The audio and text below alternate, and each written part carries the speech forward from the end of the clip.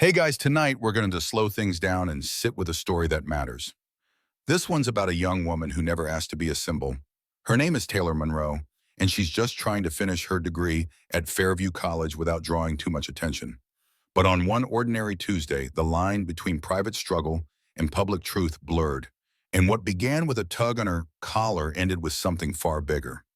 Before we begin, please like the video and subscribe, but only if stories like this truly move you. Comment your city and the time you're watching. Now close your eyes or don't, it's your choice. Either way, you're about to witness something real. The student union buzzes with low conversation and scattered footsteps, trays clattering, and soda machines humming. Taylor sits alone by the far window, earbuds in laptop open. She's not eating, just sipping from a paper cup of coffee that's more lukewarm than warm, her notes for Professor Ashford's civil rights class glowing on her screen. The world outside is gray. Inside, the fluorescent lights are a little too bright, but Taylor finds comfort in the noise. It makes her feel present, even if invisible. Her sweatshirt sleeves are pushed up to her elbows. Her hair's in a low puff. There's no performance here, just focus. Across the room, a table of three students isn't focused on their own business. Cole Bennett leans back in his chair, all swagger and sarcasm. He's the kind of student who thrives on being the center of attention, even when he hasn't earned it. Loud, smug, and endlessly amused with himself. She always acts like she's running the class, he mutters, tilting his chin toward Taylor's table. Connor, seated next to him in a Fairview baseball hoodie, laughs. Yeah, like she's Ashford's TA or something. Calm down, lady. Leah says nothing. Just sips her drink, eyes flicking toward Taylor and then back to her straw. Taylor hears it all. She doesn't look up. Just presses pause on her music, lets the words linger like stale air. She's been here before. Not in this exact moment, but in the rhythm of being dismissed by people who don't know how to read quiet. Cole's voice gets louder. Hey, Taylor, you ever just, I don't know, chill? Or do you analyze everyone's trauma for fun? The air tightens. A few students glance up from their tables. Taylor slowly lifts her eyes. Her face is unreadable. Calm, centered. She says nothing. Cole stands up. It's still a joke to him, or at least he thinks it is. He walks over like he owns the floor between them, grinning as he leans in. I'm trying to lighten the mood, you know. And then without warning, he reaches forward and tugs the front of her sweatshirt collar. It's not hard, not violent, but it's enough. Enough to make her body jolt. Enough to tighten her chest. Enough to tell her that her space isn't hers anymore. She doesn't pull away, doesn't gasp, doesn't push his hand. She just lifts her chin, slowly meeting his eyes. And in a voice even lower than the hum of the soda machine, she asks, would you have done that to a white girl? The moment stretches. The air stalls. Cole falters. The grin fades just enough. Connor stops chuckling. Leah looks at her lap. Someone in the back stops chewing. A fork clinks against a plate. Come on, Cole scoffs. Don't make it about race. Taylor closes her laptop, slides her coffee aside, then looks at him again. It already was. You just didn't expect me to say it out loud. There's no shouting, no scene, just stillness. A slow, unmistakable shift. He tries to recover. You're being sensitive. Taylor doesn't blink. You think you get to define how I should feel when you cross a line. More eyes are on them now. The moment is no longer theirs. It belongs to the room. Cole opens his mouth again, but from behind a new voice cuts through. She's not the one who needs to lighten up. It's Camille Ortiz, a junior sitting two tables over. Political science major. Not known for drama, but now she stands. You grabbed her. That's not funny. That's harassment. There's a pause, then the unmistakable sound of a phone camera clicking on. Cole steps back. For the first time, he looks around and sees that no one's laughing. No one is saving him. Taylor rises to her feet, slowly slinging her bag over her shoulder. You think this is new? She asks quietly. This moment, it's not. The only thing new is that someone saw it. Campus security walks in, summoned by someone unseen. They scan the room, ask Taylor if she's okay. She nods once. I want to file a report. Her voice doesn't shake. And just like that, what began with a smirk and a tug becomes something that refuses to disappear. But not everything stays buried forever. By the time Taylor Monroe walks out of the student union with her bag slung over her shoulder and her breath held just slightly tighter than usual. A 38-second clip is already traveling faster than she can imagine. It isn't edited. There are no fancy graphics. Just a shaky video taken by a sophomore named Malik Dawson, who had been quietly eating curly fries and watching everything unfold from a distance.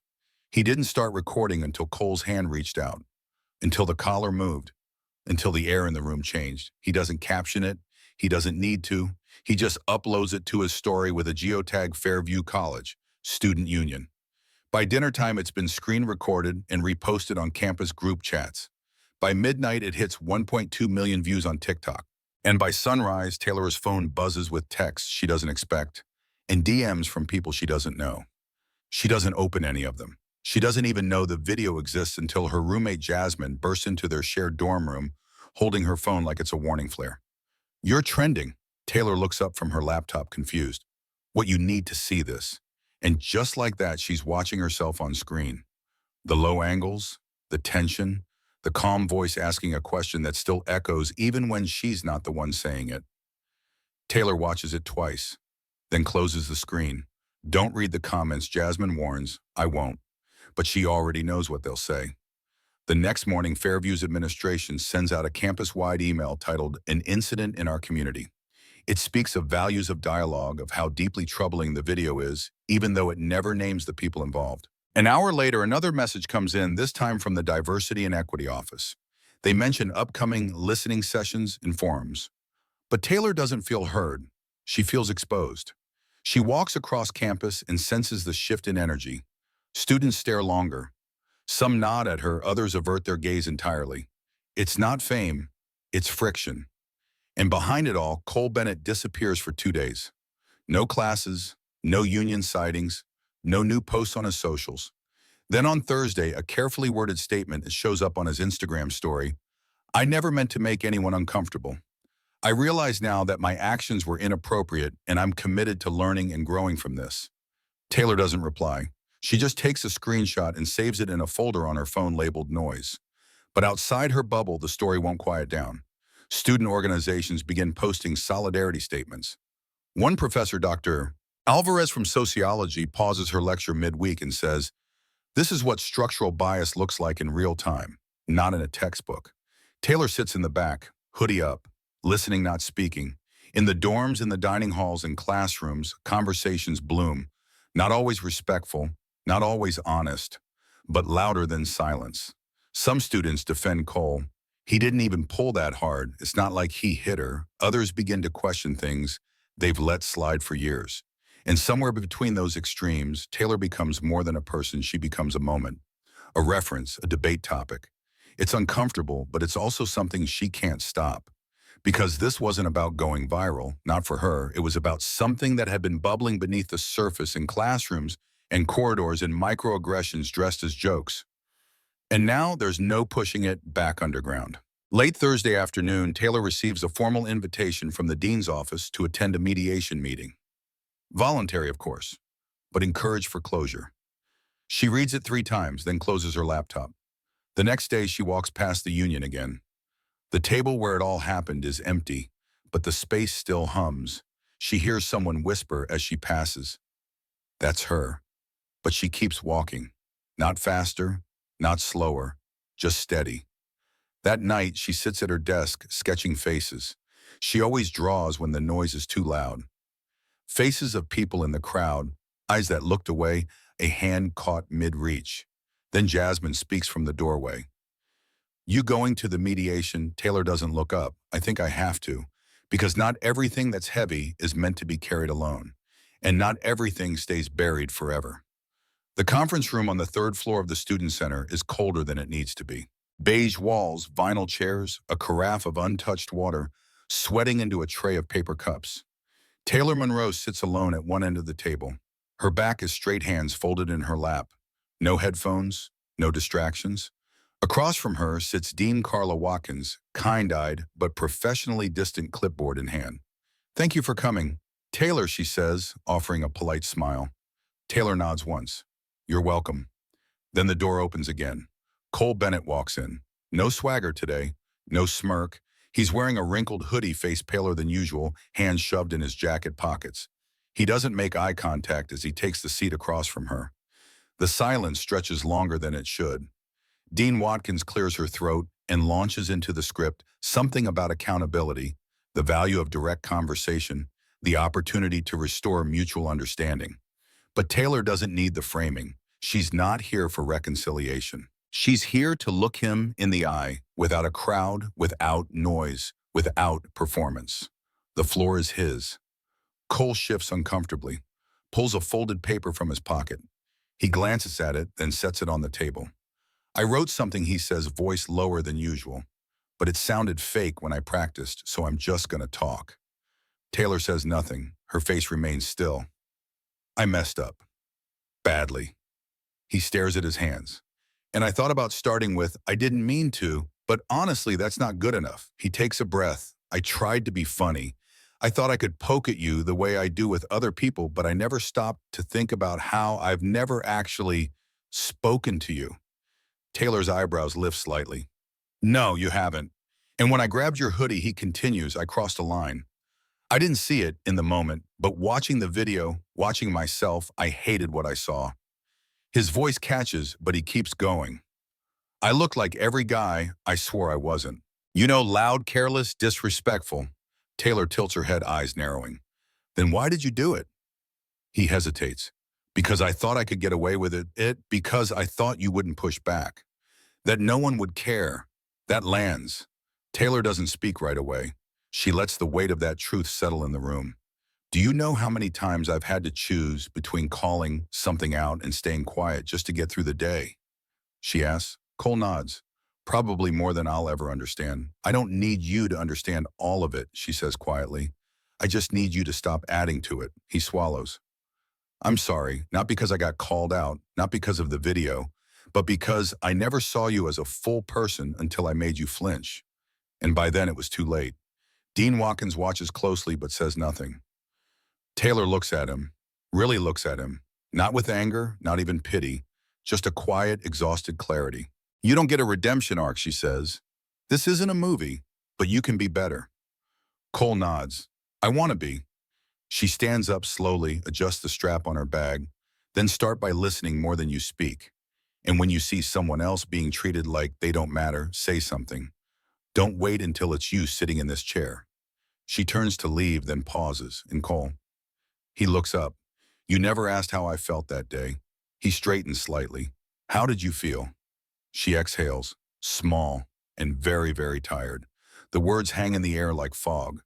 Then she walks out without waiting for a response. Down the hallway, the sounds of campus life return, laughter from a nearby lounge, the squeak of sneakers. Taylor doesn't feel lighter, but she feels steadier, because sometimes the conversation that matters most happens with no phones recording. Just two people, a cold room, and a mirror finally held up. But not everything stays buried forever. The invitation comes in the form of an email subject line, Town Hall on Inclusion and Respect, Student Voices Needed. Taylor reads it once, then again. She doesn't respond immediately. By now, the initial wave of viral heat has simmered into something more permanent and atmosphere. The campus feels different, but not settled. Tense in some corners, hopeful in others. There are student petitions, panel discussions, flyers on bulletin boards titled We See You. And still, Taylor walks the same campus in the same hoodie earbuds, in glancing sideways at the people who glance at her. Some try to smile, some just look down. She hasn't forgotten who stayed silent, and she hasn't forgotten those who stood. Camille Ortiz, who first spoke up in the union, now helps coordinate the town hall. She messages Taylor directly. Even if you don't speak, just being there matters. So on a cool Wednesday evening, Taylor slips into the back of the auditorium in Hawthorne Hall. She chooses a seat near the wall halfway down the aisle. Hoodie up, notebook in hand, the lights dim.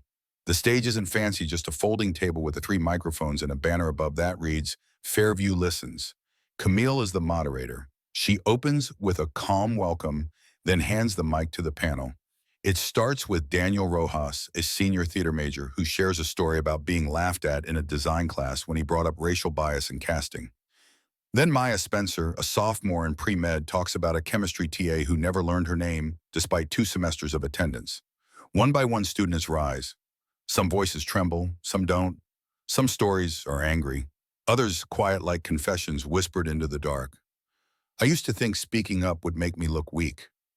I was afraid no one would back me. I thought I was the only one. Taylor doesn't speak. But when Camille calls for closing remarks, she looks straight into the crowd and says, "This didn't start with one video. It started with how comfortable we all got pretending certain things weren't real." Murmurs, nods, silence that listens. Later, as students filter out, Taylor remains seated, still drawing. Someone slides into the seat beside her. It's Leah. Her voice is soft. "I should have said something that day." Taylor closes her notebook but doesn't look over. "You still can." Leah swallows hard. "I didn't want to lose my place or make it worse." "I know," Taylor says, but not saying anything didn't make it better. The lights begin to come up. Leah says, "I've started calling it out now. When I hear it, even from my friends." Taylor nods. "Then you're already doing more than most." She stands and stretches. Her body still carries the weight of the past few weeks, but her spine remains straight. As she walks out, a few students give her nods, not of celebrity, but of recognition. Not for going viral, not for being loud, for being real, for not flinching, and for showing that not every fight has to look like one. Because the moment didn't end in the student union. It only started there, and not everything stays buried forever. Friday morning is unusually quiet on campus. The skies are overcast again, a pale gray that matches the concrete walkways in the solemn rhythm of a campus starting to catch its breath. The frenzy has passed, the headlines slowed, but the ripple hasn't stopped. It just moved underground into the way people look at each other, into pauses between jokes, into the decision to speak or stay silent. Taylor Monroe sips a coffee outside the language building, headphones in, but no music playing. Sometimes she just wears them to feel like she has control over what enters her space. Across the courtyard, she sees a cluster of first-year students gathered near a bench. One gestures animatedly, mimicking a tug on a hoodie. Another one nods. Then a third student says something, and the group suddenly quiets. Taylor doesn't need to hear it. She knows that moment, the one where awareness replaces amusement. She doesn't interrupt. She just watches. After her literature seminar ends, she walks toward the library and hears someone behind her call her name. "Taylor, hey, wait, it's Riley, Cole's friend, the one who laughed along in the student union weeks ago and hasn't spoken to her since." Riley jogs to catch up, breathless. She's holding a student newspaper in one hand, folded and wrinkled. Taylor stops but doesn't turn around fully. Riley starts fumbling with her words. "I wanted to say I'm sorry for not speaking up. I should have. That wasn't okay. What he did and what I didn't do." Taylor lets the silence stretch just enough to see if it holds. "I know," Taylor finally says. "And you're not the only one." Riley's shoulders lower just slightly. "I've been thinking about it a lot. I don't want to be the person who only learns after someone else gets hurt." Taylor turns now, looking her in the eye. "Then don't be." Riley nods. "If there's anything I can do, you can start by paying attention. Not just to me, to everyone." They part with no promise, no hug. Just mutual recognition that growth doesn't have to be loud, it just has to be real. Later that afternoon, Taylor returns to her dorm to find another email, this time from Dr. Ashford. "Taylor, would you be open to saying a few words at the senior assembly next month? It doesn't have to be long, but I believe your voice deserves that space." She stares at the screen for a full minute before typing a reply. "Yes, I'll do it." The day of the assembly arrives sooner than expected. The auditorium is packed, faculty in the front row, students filling every seat. Taylor walks to the podium in jeans and a black sweater, her hair pulled back. No frills, no drama. She takes a deep breath, scans the crowd, and speaks. "There's a lot I could say about what happened this semester," she begins. "About what it means to be dismissed in plain sight and how easy it is for people to pretend they didn't see it." A pause, a breath. The room leans in. "But what matters more is this: you don't need a camera to validate your voice. You don't need a crowd to justify your boundary.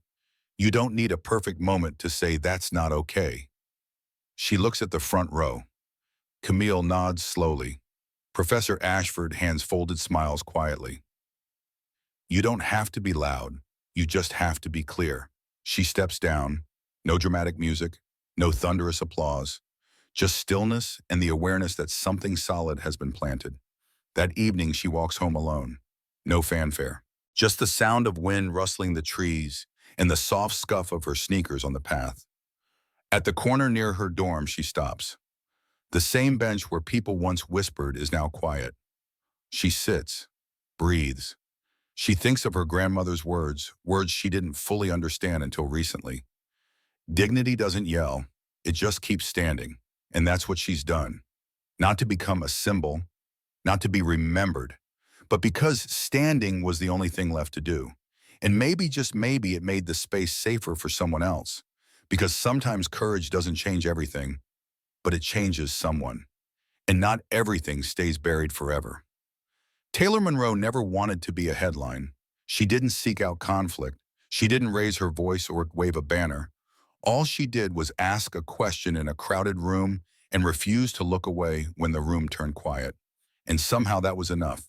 Enough to start conversations. Enough to make others pause. Enough to remind a campus that being uncomfortable is not the same as being harmed, but that discomfort is often the first sign that something long ignored is finally being seen. What happened to Taylor didn't end with a trending clip or a public apology. It continued in the quiet spaces. Conference rooms, classrooms, sidewalks, where someone decided, this time I won't stay silent. Not every story ends with cheers.